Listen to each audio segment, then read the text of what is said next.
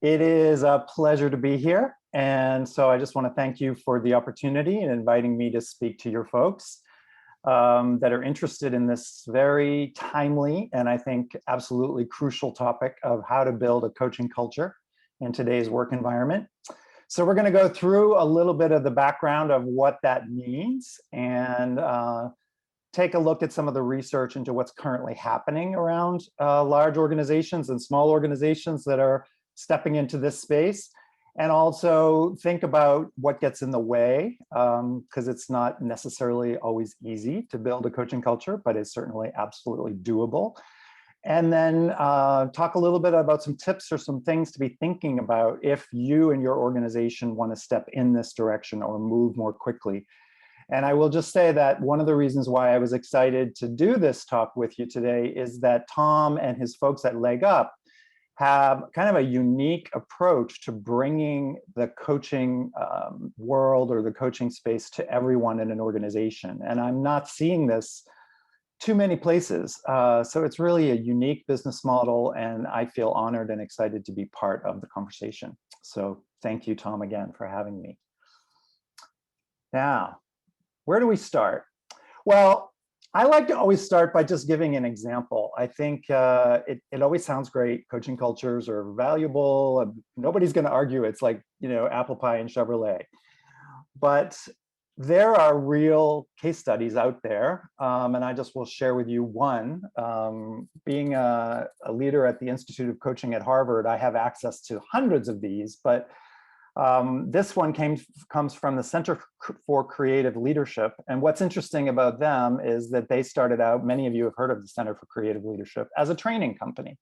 So for them to share a case study that's really about coaching, is not trying to put themselves out of business, but recognizing that coaching is a fast growth and impactful way to elevate the performance, the well-being, and the creativity of employees and organizations. So this is just a simple case study. You can read this, but the real core elements are that a very large banking organization, one that many of us would have heard of if I name it, set out to build a coaching culture by offering 500 of their folks coaching, relatively short term. It was only about 3 months and only 30 minutes per session every other week. But the punchline is that when they surveyed the employees for the impact of just that short engagement, the feedback was huge. The impact was huge. I mean, they estimated it at, this was a European banking-based organization, although it's global. They estimated it at around 3 million euros in terms of their payback in areas like time management, decision-making, improved actions, proposals that they won based on getting coaching with their salespeople, how to dealing more effectively with conflicts. So, if you were to dig into this case study, you would find that I think 90% of the folks that were coached felt that they had real tangible benefits. So, and we could go through lots and lots of these examples, but I think it's important to start with this is the real world. This is what's really happening out there in large and small organizations. So with that, the question becomes, how do you build a culture of coaching? And in order to answer that question, I always like to step back for a minute and kind of touch base with all of you on a couple of foundational themes that probably won't be new to anyone, but they're really important to keep in mind as we think about today's workforce. And the first one is that millennials and the next generation of knowledge workers are really moving towards thinking about development as key to their future success in their careers. And that coaching cultures really start at the intersection of productivity and well-being. And that, of course, comes directly from this Maslow's hierarchy of needs that we're all familiar with. That, when you get your physiological needs taken care of, your safety needs taken care of, when you have a solid foundation, the thing that starts to become really crucial to your development as a human being and as an employee is what Maslow called self-actualization, which is really a fancy word for development and growth and continued learning and continued improvement. And this is now core to the success of most knowledge-based organizations, which is really, I would say, the large majority. So we have to keep in mind that that's really what we're talking about. How do we self-actualize, that's a tongueful, our employees these days? Because that's key to productivity and well-being. And the second theme that I always return to is that all the research on learning that's been done over the last however many years points to the fact that human beings are learning machines. We love to grow, we love to learn. And millennials, I mean, it's true for all of us, but millennials in particular, the next generations of employees are particularly focused on the question, how am I going to continually grow? How do I get better? And we may know this, that it's learn, leap, repeat, it's a cycle of practice toward mastery.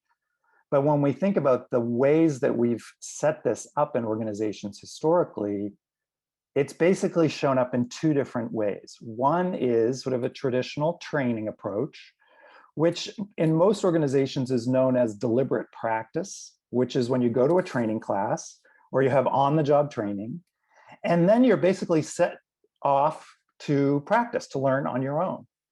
And in fact, it's actually the foundation, there's lots of research that's been done about this, the foundation of, for example, training doctors. That's where the term deliberate practice originally came from, was residency programs would set in motion the training of residents, show them how to do whatever they needed to do in their clinical practice, and then set them off to practice. It's interesting to note that they were set off to practice on you and me. Those of us that were in the hospital or that needed surgery, those were the residents practicing on us. So, but historically, there's been a lot of research that if you have a high achieving, highly motivated employee or a resident, for example, they will grow through deliberate practice. But the more important thing is that the recent research shows that what they really need to step forward and leap forward in their growth and in their skill set is outside observation and a cycle of feedback. And that's where coaching is really key. And I think, this is what I love to show as the distinction between when we think about development or that self-actualization of our employees, increasing productivity, increasing well-being, increasing innovation, and all of those wonderful things that we're looking to leverage in our employees. If we think about that with purely deliberate practice approaches, this is ultimately what often happens, which is that you'll see on the right side of the screen this phrase, plateauing development. And this is what the clinical practices in hospitals around the world discovered, that when they train their residents and then they set them off to practice, they do grow, they do get better, but ultimately they plateau. They kind of peter out. There are a few, the exceptions, those special folks that will continue to grow on their own and become experts.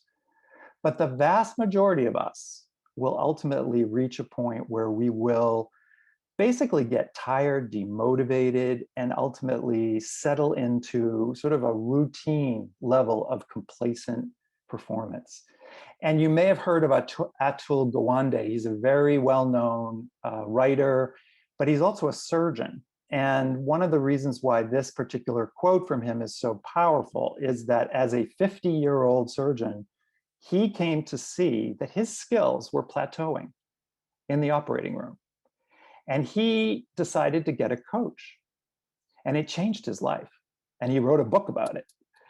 And he is now one of the biggest public promoters, whether it's in the healthcare space or anywhere else, for how coaching, which is basically adding that feedback loop to deliberate practice, is key to taking people to the next level of expert performance. So he's really a proponent of coaching. So what is it about coaching that's so special? Well, at the end of the day, I love this quote from Timothy Galway because I think it summarizes what coaching is really all about, which is really more than just teaching people how to do things. You're unlocking their potential to maximize their own performance by setting a space, by creating a context that helps them to learn rather than just teaching them. It doesn't take away from the value of teaching, but it augments, supplements, and accelerates the value of teaching by adding that core relational dynamic where you get feedback on an ongoing basis and can grow exponentially. So with that context, one of the first questions that comes up for most of us is, oh, well, what you're talking about, Jeff, is mentoring programs, right? We do that. We have mentors. And yes, to a certain extent, I am talking about one of the elements of coaching is what we think of as mentoring. But here's the problem with mentoring. Mentoring is, and it's not so much a problem, but it's, I would say, a limitation of mentoring. Mentoring is typically, hopefully not quite so as much painful as it shows up on this slide, but I love it because it just sort of encapsulate what I think most of us experience when we think about mentoring, which is, you know, you're sitting across the table from the expert, you get their cup of coffee, and then they download into you all of their expertise. So this is a good thing. I mean, I'm a huge proponent of mentoring programs, but what is the limitation? And what is the distinction between mentoring and coaching? That's what we really, as learning professionals, we really need to keep in mind when we're talking about a coaching culture.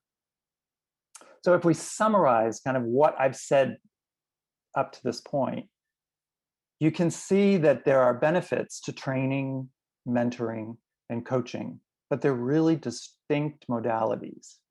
And the research is really beginning to demonstrate over and over again that coaching is the one that absolutely accelerates progress for development of employees more than either of the other two.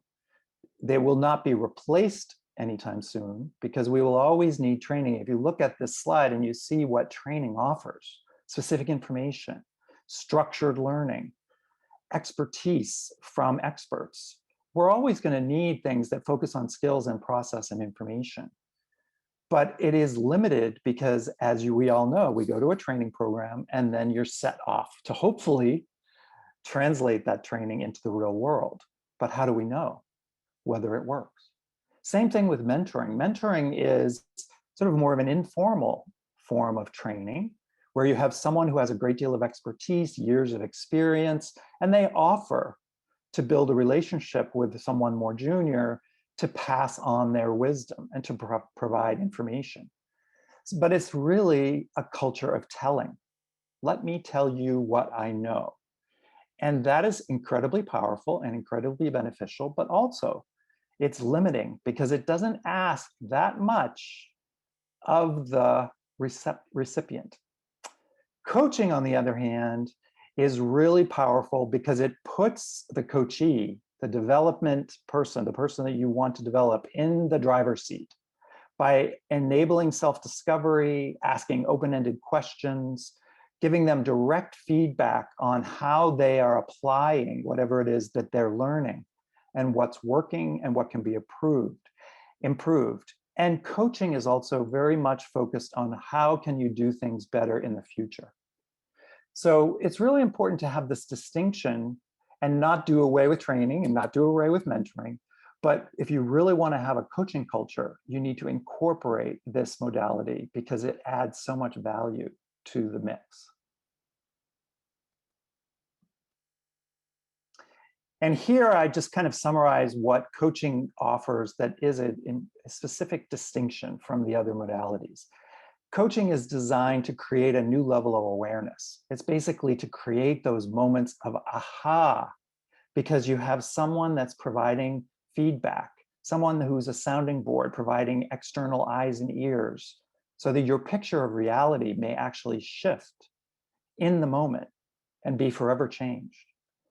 The other thing that coaching allows you to do with an employee is to help them break down specific actions so that they can build them back up again differently, to make change incrementally. And also to become aware of their strengths. How many of us really take time to reflect on what we do well and use those strengths as a springboard for expansion, to continuously improve rather than plateau? And then crucial to the gift of coaching is the ability to learn how you're perceived, not just your sense of self, but how you're perceived by the outer world.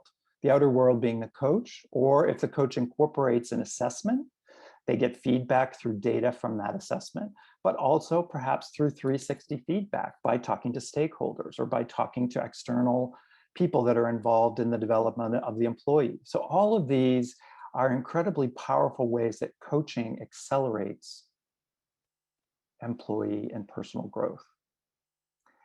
And if you want to know whether this is actually happening in the real world, I think some of the research that's being done in the last couple of years is pointing us in that direction. So it's like time to get on the bandwagon, so to speak. This is a survey that was done in late 2019. So I think it was literally just before the pandemic kind of disrupted everything for all of us, but no less relevant in terms of how organizations are starting to think about coaching as crucial to their success. This was a survey that was done with these companies. I'll go to this list. So you can see there's a lot of big companies, well-known organizations that HCI, which is the Human Capital Institute, and ICF, the International Coach Federation, surveyed. And basically they were asking leaders and talent managers and HR executives, are you using coaching? Are you beginning to train and bring coaching into the organization? Are you using coaching skills? And you can see that they got almost 900 responses. So this was something, that's a lot considering that people often don't fill out surveys, right? But they also discovered that about half of the talent management leaders, the HR leaders, managers, day-to-day leaders with employees were beginning to use coaching skills on a regular basis. So it is no longer sort of just a casual thought in the back of their minds. It's something that they're taking very seriously. And this survey was the result of which demonstrated that at that time, about 17% of companies fit what they called a coaching culture, or were able to be defined as having a strong coaching culture. And I would say that even a year and a half later, this is probably closer to 30%. It's growing rapidly, but we haven't had time because of the pandemic to do an updated survey. But these key components of a coaching culture are still absolutely relevant. So those companies that demonstrated what HCI and ICF considered to be a coaching culture all demonstrated these key attributes. They had surveyed employees and found that they valued receiving coaching. The senior executives valued coaching. They had started including coaching as a line item in their development budgets. They had started investing substantial amounts of funding in coaching. Key here is that in order to have a coaching culture, they had started to make coaching available to all employees. That's an interesting one because it starts to bring up the issue of scale, which is one that LeggUP has created a business model to help companies work through. They also started to look at coaching as something that can be spread out across different modalities. So when you see here the 3 coaching modalities, what they're talking about is use of external coaches, internal coaches, and also peer coaching, which is helping teams coach each other.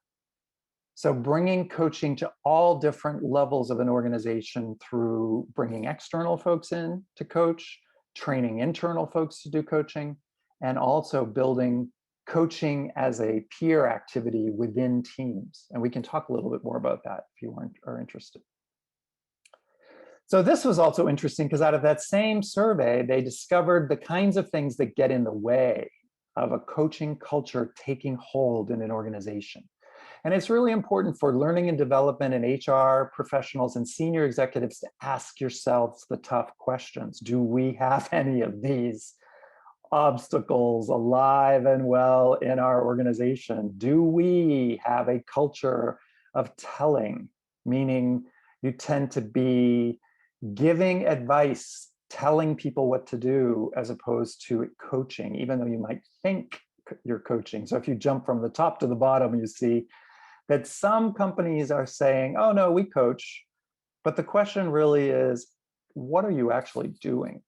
Are you coaching or are you actually advising and delegating and telling people what to do to grow. That is beneficial, but it's obviously very limited. And then there's cultures of distracted listening, as you can see that on this list. And that is one that we all grapple with, which is that coaching takes a lot of time, which is number 2 here, right? So you combine those, that we're all busy, we're all on our all different social platforms, we're working virtually. So coaching requires focus. It requires a relationship between the two individuals, the coach and the coachee, whether it's internal or external. And it requires a commitment on the part of the coach and the coachee to take the extra time to build in that connective tissue, that listening, that focus. And also, a lot of companies are still running too much of a command and control culture. And coaching really tries, when it works well, to level the playing field. And this is important for leaders and for HR or learning development folks to think about, that one of the things that makes coaching work so well and so powerfully is it's a partnership between the individual that's learning or being coached and the one that's doing the coaching. And when you think about training, you have the expert. When you think about mentoring, you have the expert. So you really want to think about coaching as being more of a partnership. And companies that are aware of this distinction are the ones that will do well in getting over some of these obstacles. And then finally, you can see here in the middle, it says senior level buy-in. It's really important that we in the coaching practice field, in the employee development field, those of us that are in human resource leadership roles, we have to educate the senior folks to everything that I've been talking about today. That coaching is no longer nice to have. It's actually been proven to demonstrably beneficial. And if you're still skeptical, this is a recent research that I think is really powerful. And I'm not going to go into too much detail about this, but I will just share with you that there is research being done by my colleagues at the Institute of Coaching at Harvard that we sponsored, that uses what's called systems network analysis. It's a software tool that basically takes a survey of a network of individuals. And in this case, they surveyed the individuals within a particular network around someone who had received coaching to find out what is the latest level of productivity, of well-being, of a sense of positive environment. And what they discovered when they took the nodes, or they took the feedback from these individuals within networks, and they put that through systems network analysis software, and that's what you're looking at, is sort of a chart that was created by a software program, is that those individuals that received coaching had what's called a ripple effect on the entire organization. So this research is called the ripple effect of coaching. And it's really powerful because basically what it shows is, if you look at the yellow diamonds, those are individuals that were coached. And if you look at the purple circles, the bigger the circle, the more positive feedback came through in the surveys around those individuals.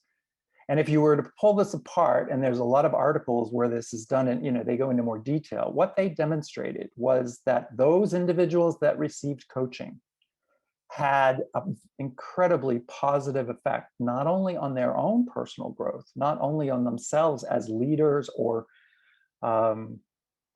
as team members, but it had a ripple effect in that the entire network that they impact within the organization had higher levels of well-being and positive interactions. So, this is really powerful research, because it begins to show that coaching has an impact on the entire organization, not just the person getting coached.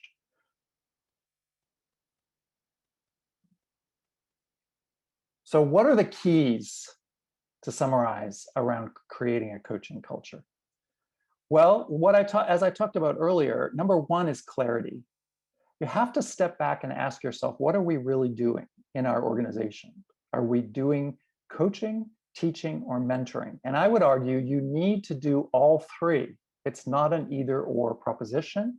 There are benefits to training, there are benefits to mentoring, but we need to be clear about what we mean by coaching. Secondly, what is our capacity to do coaching? Have we invested? Are we ready? Are we committed? And are we taking the steps necessary to make it happen? Which is in the third box, support. Are we providing the funding, the space, the time, and the training for internal and external coaches? We can get into a discussion about the benefits of external coaching and internal coaching. That is something that is worth discussing. But at the end of the day, if you want to build a coaching culture, you should actually do all of the above. So I'm going to leave you with just 3 tips. What can you do today if you're in a position to influence the culture of your organization? And I would say most of you are in some form, whether you have a leadership role, an HR role, a learning and development role, senior HR officer, whatever that role is, you can make the case for coaching by, number 1, having the experience yourself. Find a way to get a coach and experience it firsthand. I'll share with you that I worked with the head of surgery at a very large New Jersey-based hospital. And if there was anyone who was a command and control, top-down leader, it was the head of surgery. Well, that individual received coaching through a grant from the hospital in their research development department.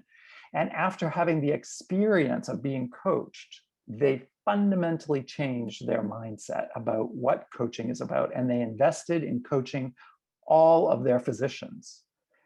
And it's completely changed the environment, which was up till then kind of a command and control, authority-oriented culture. So number 1 is look to get coaching into your organization with influencers, yourself or others. Have the experience because it can change everything. And then number 2, look to integrate coaching as a core element of your leadership development strategy. Take a close look at where you're using training, where you're using mentoring, and then be sure to be clear that coaching adds specific value and incorporate that into your strategy. And then finally, equip folks with coaching skills. There are really cost-effective ways to bring coach training into your organization. And the more people that get coaching, learn how to coach, and understand the distinctions between all these modalities we've talked about, they will become your biggest proponents of coaching. And they'll look to opportunities to scale coaching within the organization. And that's where companies like LeggUP become incredible opportunities, because LeggUP brings coaching at a cost-effective programs to your entire workforce. And believe me, this is a huge step, because one of the things that has stopped many of my clients from expanding coaching to their whole organization is this question of how can we scale? We can't afford to give coaching to everyone. Well, you can't use that as an excuse anymore, thanks to Tom and his team. And with that, I'll turn it back to Tom, and hopefully, I'm sure we're going to get a bunch of questions. So I've got a question from Kevin. Terrific question here. And he's, I think, got a challenge that a lot of folks have. For a number of years, he's been taking steps to implement more coaching measures into their division of a large Fortune 100 company. Okay. Now he reaches back, he has an enterprise lens and primarily works with people in the division. So he's seen positive effects and impacts that this has across the company, and not necessarily just in his division. Can I look intentionally to create a coaching culture, even if I'm not starting at the enterprise level? So I think this is really about divisions versus enterprise. Can you do it for divisions? Can you do it at the enterprise level? How do we measure that or wrestle with that topic? Yeah, it's a great question. I have seen it, but I've seen it work in all different variations. There's nothing that works better than an idea whose time has come. So, whether it's bottom up, middle out, or top down, I would say just expand the horizon. And if you're at a division level and you're having some success, have the employees do surveys, give feedback, get that data to the top of the organization so that they know that within X, Y, and Z particular division, you're having huge results and impacts with integrating coaching into your development strategy. That I can't imagine that it won't eventually get to the top. These organizations are getting flatter, and organizations are more networked these days. And influencers come from all throughout the organization. And what I'm finding is that when even at the team or division or department level, when the leader makes a commitment to become a coach, to bring in coaching, to receive coaching, to give their employees the assessment like that Tom talks about, and access to having a coach, it bubbles up. People become incredibly loyal, they're engaged, they're excited, especially if you have millennials on your team. I mean, they're going to be so happy that you're committed to their development and that you're making an investment in them, that, there is no distance anymore between the lowest level of the organization and the top. And I would be really surprised if the CEO and the C-suite wouldn't start to pay attention very quickly if they start to see this kind of culture growing within the organization, even in a division, a far-flung division. So yeah, it's always great if it can start at the top, and at the end of the day, it needs to get to the top, but it doesn't have to start it there. Jeff, thank you. Another question here. You talked about outside observation and feedback and making sure that those were tied. Most folks on this call think, well, isn't that the manager that does that? Don't they provide that feedback and that observation in a management role? So why would we need coaching across an organization if the managers are or should be doing it? Yeah, I love this question because the answer is yes and yes. The leaders should be coaching, and the leaders should be getting coached. They should have the experience of coaching, and then they should be learning how to coach. So at the your best of all possible worlds, the employees are getting coached by the leader. But if you really want to accelerate the productivity, the well-being, and the commitment to growth of the employees, there's nothing like an external sounding board. And the reason for that is because the power dynamic will always be in the background with the leader. Think about it. The leader, even if they're the best coach in the world, they have the purse strings. They have the performance management report. So, there will always be that power differential where even if you're coaching, you're a wonderful leader and you're coaching your people, you're still the boss. And you can't take that away from the dynamic. Whereas when the individual gets coaching from an external coach, they can truly believe in confidentiality and share some of their core concerns, their core aspirations, their dreams, their fears. And you'd love to think that that would be true, that they'd be able to do that with their leader, but it's not always the case. And so, an external coach just can make a huge difference at getting at the core motivations with the employee. Are they really a good match for their job? Are they really living up to their full potential? Do they really know their strengths, and are they expanding them? Whether we like it or not, you're always going to have a situation where the employee is going to try to look good to the boss. It's unavoidable, even if you have the best coach as your boss. So, I don't want to take away from great leaders that are coaching, but I also want to reinforce the message that an external coach, a third party, and it could be internal, that's another conversation, but ultimately the best is an external coach because they have your best interests in mind, and the power differential is minimized. So the likelihood of the impact is enhanced. Jeff, you talk about power differential. You mentioned it 3 or 4 times in that answer. I'm repeating myself. No, in a really positive way. I just want to unpack it a little bit. So I'm putting myself in the shoes of folks on this call. Yeah. Is there a challenge for them to go and ask for help in terms of coaching for their organization or division, what have you? Does that have a political issue internally within companies? I came and asked for coaching, therefore I'm not doing a very good job with my division or my unit or my team because I need coaching for my team. Does that create a rub where a leader doesn't want to ask for this? It could potentially, but I would argue that the leader should step back and reflect on what they really aspire to accomplish, right? If their ultimate goal is to have an incredibly high performing, innovative, creative, committed team, then they want to give that team every tool they can. If they want to have highly productive employees that have peak performance, which includes well-being, they're really strong advocates for their employees' growth, then they want to give them every tool they can. And that includes coaching. That includes the supplement of coaching. It would be like saying, well, you don't really need any kind of insurance because you're a really good driver. So you go, you go to the Department of Motor Vehicles and you say, well, I don't really want to pay for insurance because I know I'm a really good driver, right? So it's like the leader going to the top of the company and saying, well, I don't really need coaching because I'm a really good coach. Well, yeah, you probably are a really good driver, or you probably really are a good coach.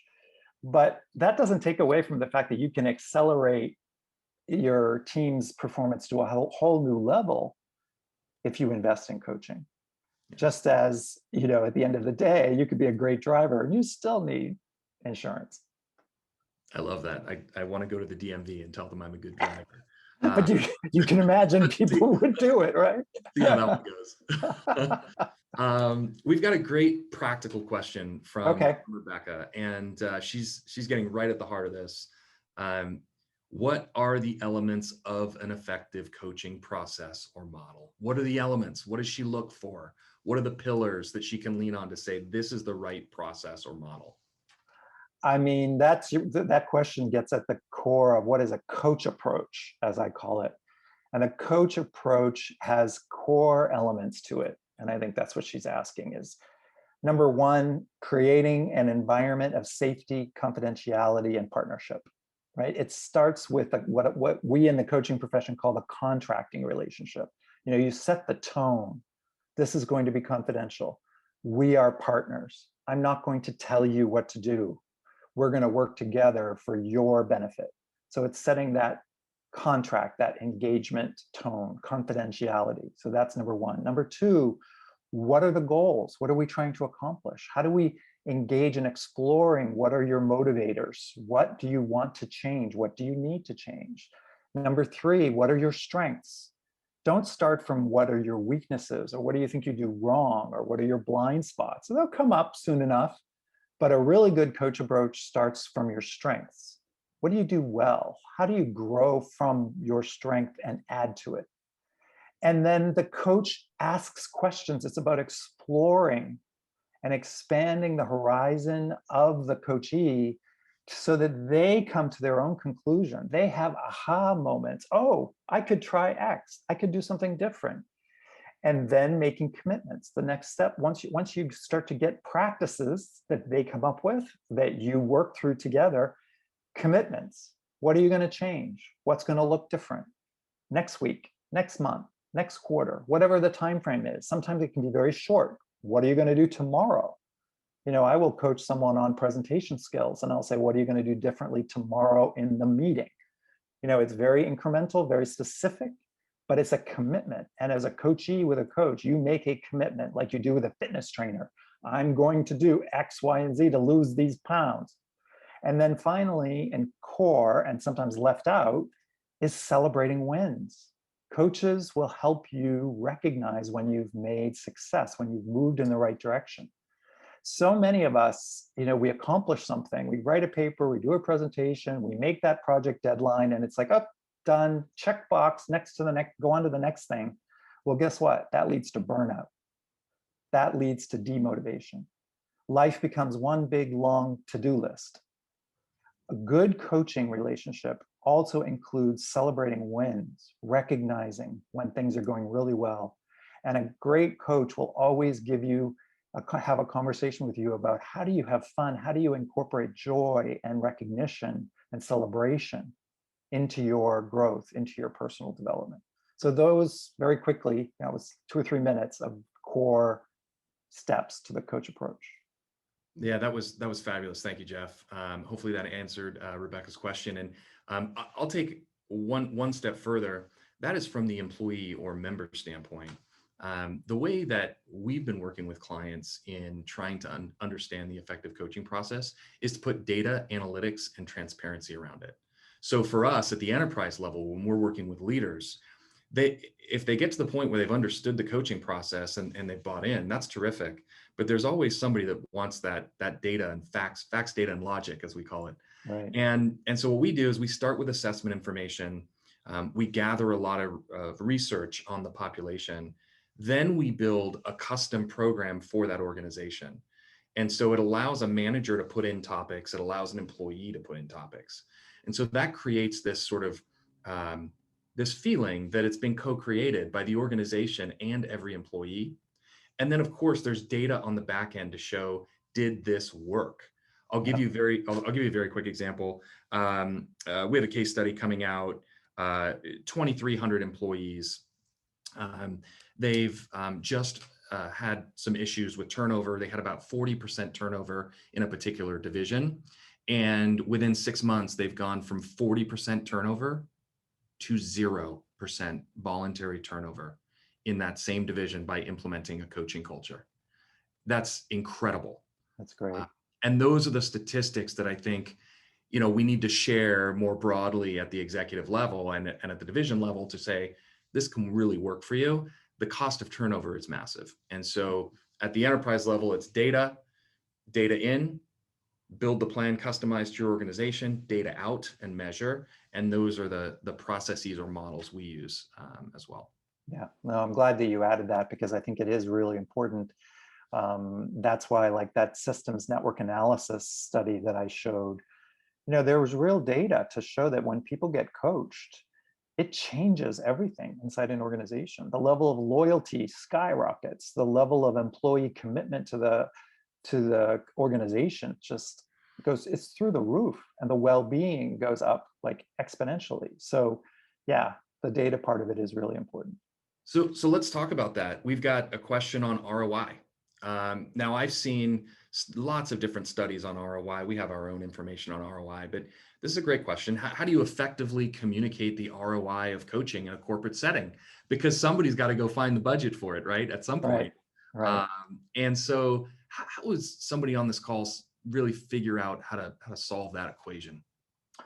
Well, I think it's difficult, because of course a lot of it depends on exactly what your analysis shows in terms of the return. What is the return? But like you just said, Tom, one of the key metrics is retention. For example, saving dollars in hiring is absolutely been shown over and over again, that coaching pays for itself multifold in terms of the saving on the cost of hiring people.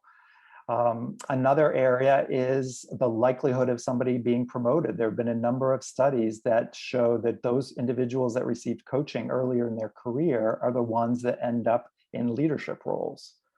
And so, those kinds of studies are out there. And I think we're getting better and better at studying the return on investment, but it depends on what at the end of the day, it really depends on what you're trying to accomplish. And because another parameter would be the well-being of employees during the pandemic. Companies have become much more aware that the health and the well-being of their employees really connects to their productivity. And studies are starting to come out that show that those organizations that have a coaching culture have more highly productive employees, that whenever they're surveyed about their well-being, they are much healthier. They are much less likely to lose time for sick days. So, there's data now that shows that if you commit to a coaching culture, your employee base is going to be much better in terms of their productivity and their well-being. So It really depends on what you want as a leader to demonstrate, but that research is now becoming more and more available and more important for organizations to be able to make this case. That's great. The only other thing I would add is that from an ROI standpoint, there are options where you can have coaching as employee paid, right? So you talked about sick leave, and then we could unpack that and go presenteeism, absenteeism, right? We could talk about impacts on medical costs and mental health. We could go down this path. And if you start going down that path, what you'll find is this should be an employee benefit. Coaching should be an employee benefit. And if you start to look at coaching as an employee benefit, it opens up a world of possibilities like employee cost sharing. So if you've got an ROI issue or a budget issue that you can't solve, if you just take off, the hat and put it in a different area and think, my goodness, this could be an employee benefit, you can really solve problems very, very effectively and add coaching across an organization. Yeah, let me just pick up on that and throw out an interesting, what I think of as an interesting historical analogy, which is that when I was in HR more years ago than I like to admit, we implemented at Booz Allen and Hamilton, where I was a director of HR, we implemented our first employee assistance program at that time, which was a budget line item to support employees that were having issues, like real issues, like drugs, alcohol, whatever it was, right? We would pay to send them to an employee assistance program. And that was however many years ago, more than 20 years ago. But at that time, there was a lot of resistance at the top of the organization. Why should we be paying for that kind of thing? That's, the employee should take care of themselves. Well, ultimately, the same benefits accrued, that the employee well-being actually increased, that we did have really high value employees that were having difficulties, going through a divorce or having really challenging issues with a sick child or whatever it was. Having an employee assistance program really paid off. Well, it's the same thing. Here we are 20 years later, and there's beginning to be a recognition that a benefit of coaching can help everyone. You don't have to wait till you have like a huge issue like a divorce or a sick child. If it elevates the productivity and the well-being of all of your employees, then why shouldn't it be offered to all of your employees? And what I love about what you're doing at LeggUP is you're solving that difficult problem of making it economically viable by having those kinds of creative solutions where you can share the cost with the employee, or where you can do short-term versus long-term, where it can be customizable. But it's just interesting. It's like, 100 years ago, people didn't think about doing psychotherapy, right? But now, like, everybody has a therapist. Well, same thing. Employee assistance programs were really hard to commit to 20 years ago, but now they're sort of normal. Almost every big company has an employee assistance program. Well, I guarantee you that 10 or 15 years from now, every company will have a full-on, full-scale coaching program because the data shows that it works. And what you're doing at LeggUP is hopefully accelerating that process.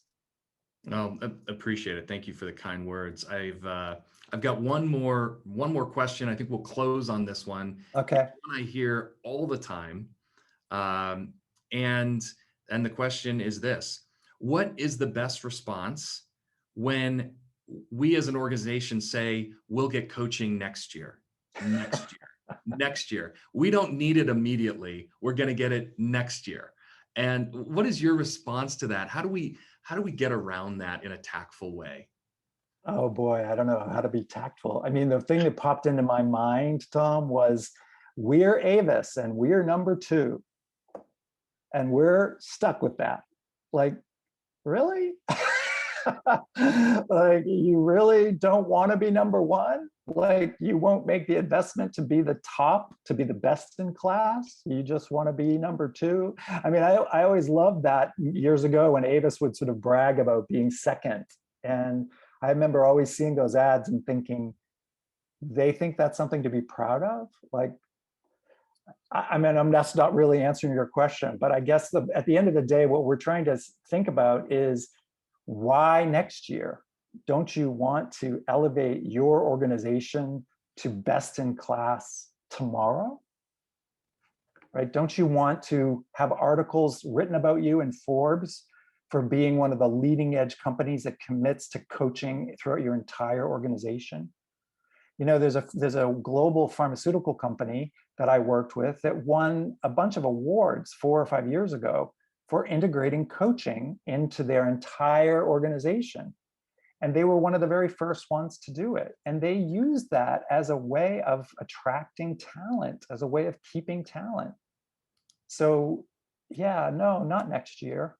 We want to splash it across the billboards in Times Square that we are innovative, we are leading edge. And if coaching is an investment that's reasonable, which is what LeggUp now makes possible, I can't imagine why you'd want to wait. Well, sage advice, Jeff. Thank you. Thank you very much for your time today.